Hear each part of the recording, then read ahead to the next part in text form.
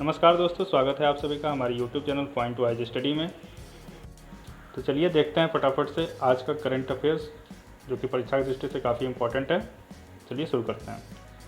पहला क्वेश्चन है, who has been appointed as the new chairman of the National School of Drama. राष्ट्रीय नाट्य विद्यालय के नए अध्यक्ष के रूप में किसे नियुक्त किया गया है? इसका सही जवाब है दोस्तों परेश रावल जी। जी हाँ दोस्तों, परेश रावल जो कि बॉलीवुड की जाने माने अभिनेता हैं, इनको राष्ट्रीय नाट्य विद्यालय के नए चेयरमैन के रूप में नियुक्त किया गया है। देखते हैं अगला प्रश्न क्या है। Who among the following world leaders has been nominated for Nobel Peace Prize 2021? निम्नलिखित विश्व नेताओं में से किसे नोबेल शांति पुरस्कार 2021 के लिए नॉमिनेट किया गया है? तो इन्हें नॉमिनेट किया गया जिनका नाम है, ये अमेरिका के राष्ट्रपति हैं डोनाल्ड ट्रंप। जी हाँ दोस्तों, डोनाल्ड ट्रंप जो कि यूनाइटेड स्टेट ऑफ अमेरिका के प्रेसिडेंट हैं, इनको यूएई और इजराइल के बीच में शांति समझौता कराने के लिए 2021 के लिए नोबेल शांति पुरस्कार के लिए नॉमिनेट किया गया है। तो ये बहुत इंपॉर्टेंट है। अगले प्रश्न को देखते हैं। Which Indian company has become the world's 40th most valuable firm? कौन सी भारतीय कंपनी दुनिया की 40वीं सबसे मूल्यवान कंपनी बन गई है? तो इसका सही जवाब है दोस्तों, ये भी बहुत इंपॉर्टेंट क्वेश्चन है, इसका सही जवाब है दोस्तों रिलायंस इंडस्ट्रीज। जी हाँ दोस्तों, मुकेश अंबानी की कंपनी रिलायंस इंडस्ट्रीज ने भारतीय कंपनी है, ये दुनिया की 40वीं सबसे मूल्यवान कंपनी बन गई है 220 बिलियन अमेरिकी डॉलर्स के साथ। तो ये भी आप ज़रूर ध्यान रखिएगा, और ये परीक्षाओं में बहुत ही इम्पोर्टेंट है, ये आ सकता है पेपर में। अगले क्वेश्चंस को देखते हैं।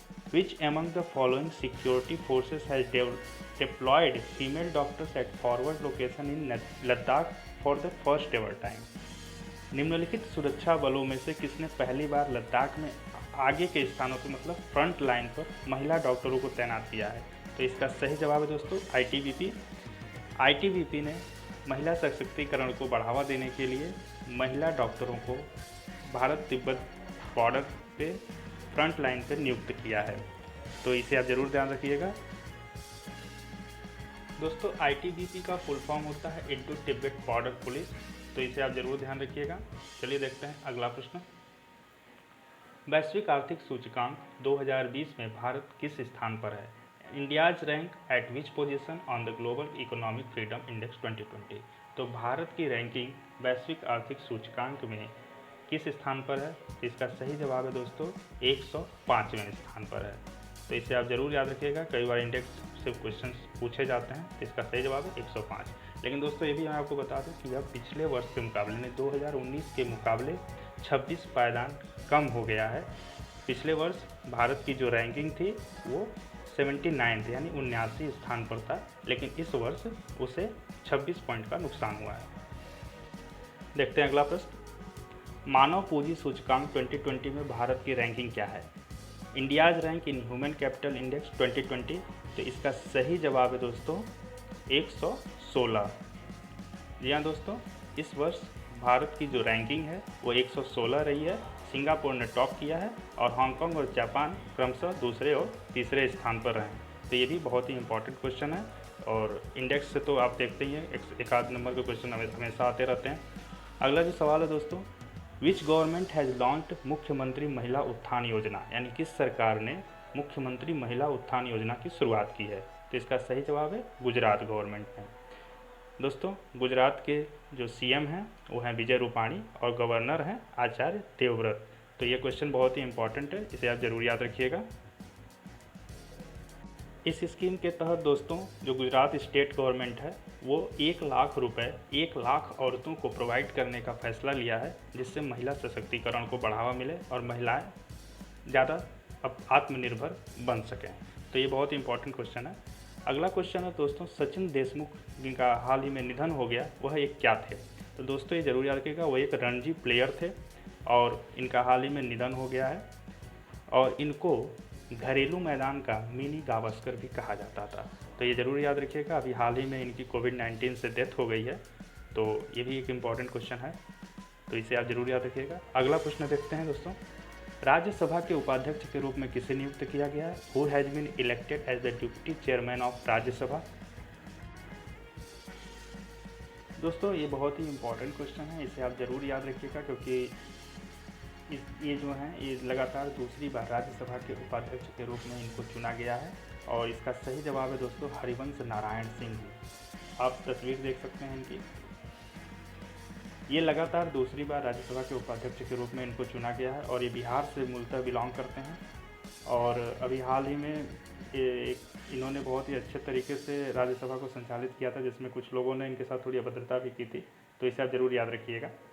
अगला प्रश्न है दोस्तों, who has been appointed as the executive director of the World Bank? विश्व बैंक के कार्यकारी निदेशक के रूप में किसे नियुक्त किया गया है? तो इसका सही जवाब है राजेश खुल्लर जी। एक प्रश्न और पूछा जाता है कि इसके हेडक्वार्टर यानी विश्व बैंक का हेडक्वार्टर कहाँ पे है? तो ये आप जरूर याद रखिएगा, वाशिंगटन डीसी में है। अगला प्रश्न देखते हैं दोस्तों, कौन सा राष्ट्र इजराइल के साथ शांति समझौता करने वाला चौथा अरब राष्ट्र बन गया है? Which nation has become the fourth Arab nation to make a peace deal with Israel? तो ये बहुत ही इंपॉर्टेंट क्वेश्चन है, इसका सही जवाब है दोस्तों बहरीन। तो जी हाँ दोस्तों, बहरीन जो है इजराइल के साथ शांति समझौता करने वाला चौथा राष्ट्र बन गया है।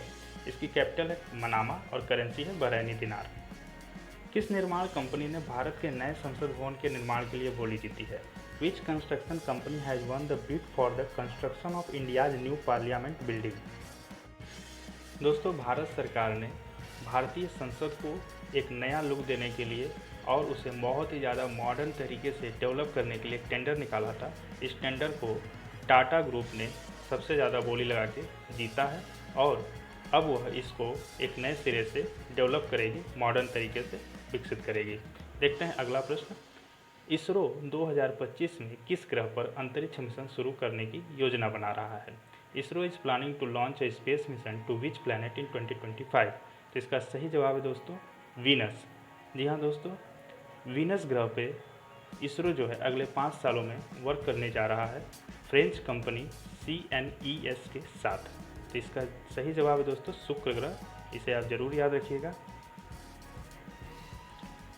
और इस मिशन का नाम है वीनस मिशन 2025। तो फ्रेंच स्पेस एजेंसी है CNES जिसके साथ इसने साझेदारी की है अगले 5 सालों के लिए और ये दोनों कंपनी, दोनों ऑर्गेनाइजेशन मिल करके इस मिशन पे काम करेंगे। ये बहुत ही इंपॉर्टेंट क्वेश्चन है दोस्तों, इसे आप ज़रूर याद रखिएगा। इसका हेडक्वार्टर है, इसरो का हेडक्वार्टर है बेंगलुरु में और इसके डायरेक्टर हैं के सिवान। अगला प्रश्न है दोस्तों, which country will launch the world's first asteroid mining robot into space in November 2020? यानी नवंबर 2020 में कौन सा देश दुनिया का पहला क्षुद्र ग्रह खनन रोबोट अंतरिक्ष में लॉन्च करेगा? दोस्तों इस समय लगभग सभी देश चाहते हैं कि अंतरिक्ष में उनका वर्चस्व हो, इसलिए सभी देश एक दूसरे के होड़ में ज़्यादा से ज़्यादा रिसर्च अंतरिक्ष में शुरू कर रहे हैं। तो इसका सही जवाब है दोस्तों चाइना। चाइना जो है अंतरिक्ष में पहला क्षुद्र ग्रह खनन रोबोट भेजने जा रहा है। क्षुद्र ग्रह यानी एस्टेरॉयड्स, ये बहुत बड़े बड़े आकाशीय पिंड होते हैं और ऐसा मानना है चाइना का कि इस क्षुद्र ग्रह पे कई सारी प्राकृतिक खनिज संपदा हो सकती है जिसको वह अचीव करना चाहता है ताकि वह स्पेस में भी अपना बिजनेस इस्टेब्लिश कर सके। और इसमें उसकी मदद ली है चाइना के ही एक प्राइवेट कंपनी ओरिजिन स्पेस। जी हाँ दोस्तों, ये ओरिजिन स्पेस एक प्राइवेट कंपनी है जो उस एस्टेरॉयड पर एक माइनिंग रोबोट भेजने की प्लानिंग कर रहा है। तो दोस्तों आप इस सारे क्वेश्चंस को गौर से देखिएगा, इन्हें आप पूरी तरह से शुरू से अंत तक देखिए और मैं उम्मीद करता हूँ कि आपको ये वीडियो काफ़ी पसंद आया होगा और आप इस सारे क्वेश्चंस ज़रूर याद करके जाइएगा पेपर देने, क्योंकि ये सभी क्वेश्चंस बहुत ही इम्पोर्टेंट हैं। और आपको ये वीडियो कैसा लगा ये हमें ज़रूर बताइएगा। दोस्तों अगर आपने हमारे YouTube चैनल को अभी तक सब्सक्राइब नहीं किया तो इसे सब्सक्राइब कर लीजिए और बेल आइकन को ज़रूर दबा लीजिए ताकि आने वाली वीडियोज़ की नोटिफिकेशन आपको आसानी से और जल्दी मिलती रहे। धन्यवाद।